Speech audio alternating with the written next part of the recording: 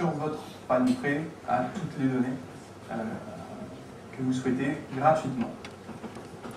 Côté jeu, on a travaillé là en partenariat avec Electronic Arts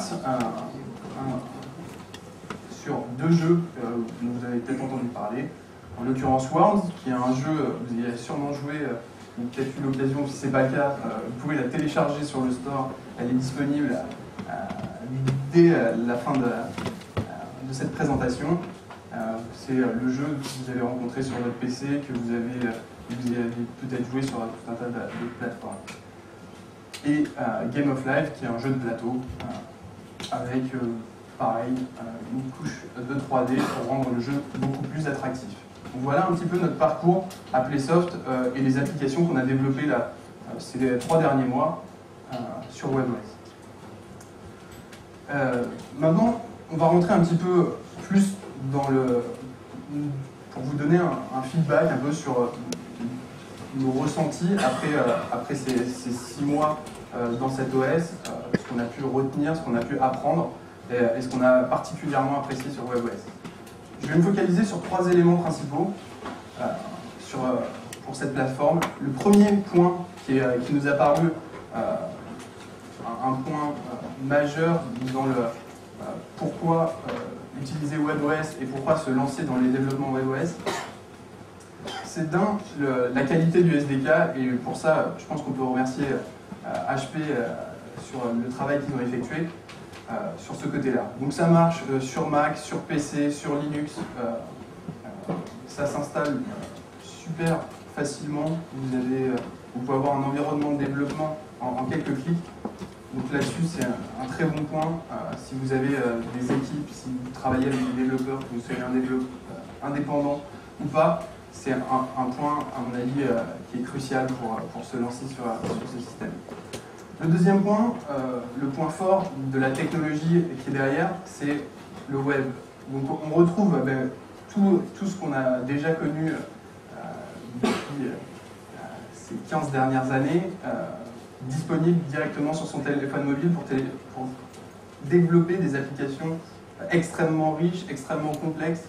Donc on va retrouver le HTML que tout le monde connaît, le CSS, le JavaScript, qui vont vous permettre en quelques mois, en quelques semaines, d'avoir des applications qui tournent et disponibles sur le téléphone. Donc ça, c'est un point qu'on apprécie énormément pour le développement d'applications. Le dernier point, et là ça peut intéresser les entreprises qui hésitent encore pour se lancer sur le développement WebOS, c'est la qualité de la documentation et des exemples qui sont fournis par WebOS. Le site développeur fournit un ensemble d'éléments qui vont permettre une adoption du type de développement, des environnements extrêmement rapidement comparé à d'autres concurrents sur le marché. Donc là, c'est un point qui est très important pour votre entreprise. Après, il y a énormément d'autres sujets qu'on n'aura pas le temps de traiter durant la présentation qui font qu'on peut apprécier WebOS et Mojo. On a appris plusieurs choses durant nos développements et on voudrait en partager quelques-uns avec vous ce soir. Donc, un des points qu'on a apprécié, c'est l'éditeur et l'environnement de développement. On est libre d'utiliser un petit peu celui qu'on veut. Ça peut être de l'éditeur de texte, tout ce qu'il y a de plus simple, jusqu'à des éditeurs beaucoup plus compliqués comme Eclipse. Nous, chez Playsoft, on a fait le choix d'utiliser Aptana, qui est un plugin pour Eclipse, qui nous permet d'avoir un certain nombre de fonctionnalités pour le développement web, qui est à la base utilisé essentiellement pour ça, qui nous permet d'aller plus vite dans nos développements. Après, je voudrais partager sur un peu notre expérience sur Mojo. Mojo, on a eu l'occasion d'avoir quelques problèmes de mémoire, comme vous avez sûrement dû le rencontrer si vous avez développé des sites en JavaScript. On a rencontré aussi des problèmes de ce côté-là, et donc on aimerait vous rappeler 2-3 règles qu'on a pu apprendre sur le chemin. C'est faire attention de bien fermer toutes ces requêtes HTTP.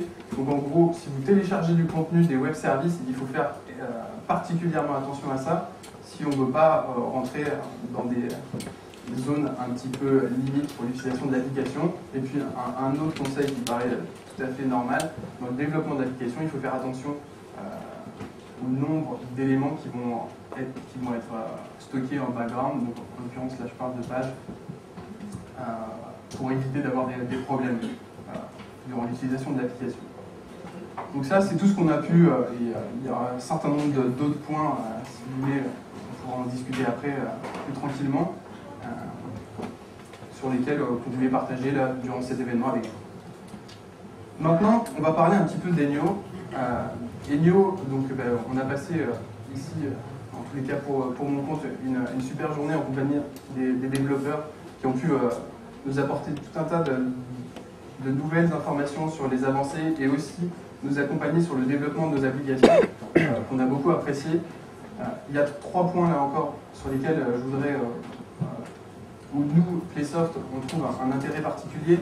C'est premièrement la possibilité de développer directement depuis son browser et depuis l'outil Ares son application WebOS. Donc ça c'est un élément qui va sûrement changer la donne dans les années qui arrivent. Depuis Chrome, depuis Firefox, vous pouvez développer une application WebOS avec il y a une interface graphique, du drag and drop pour utiliser vos composants. C'est vraiment un outil qui va vous permettre de faire le chemin entre vos développeurs et vos équipes graphistes qui vont pouvoir travailler sur le même outil, commencer à préparer en amont les présentations, les écrans de vos applications directement depuis le web. Un deuxième point qu'on apprécie particulièrement avec l'arrivée d'Enio, c'est 90% de votre application pourra être développée directement depuis votre browser. C'est-à-dire qu'en temps de développement, vous allez gagner énormément de temps et vous allez pouvoir réutiliser tous les outils que vous avez l'habitude d'utiliser. Donc l'inspecteur sur WebKit en l'occurrence, mais plein d'autres choses. Un autre point, et le dernier qui nous intéresse particulièrement à Playsoft, pour l'expérience utilisateur, c'est l'arrivée de l'accélération graphique. Et en l'occurrence, CSS3, qui va nous permettre d'enrichir nos fonctionnalités en quelques lignes de code et d'enrichir nos applications de tout un tas de nouveaux effets que vous avez peut-être probablement pu voir sur Internet ces derniers temps. Ça, ce sont les 3 points qui nous intéressent particulièrement chez Playsoft. Il y en a évidemment une longue liste. Et je vous invite pour ça à participer et à accéder directement et télécharger les SDK et participer activement dans le développement de WebOS. Voilà pour ce soir. Je vous remercie et je remercie HP tout particulièrement pour le temps qu'ils ont passé avec nous aujourd'hui pour nous présenter les outils, nous accompagner sur les développements. On les remerciera. Merci beaucoup.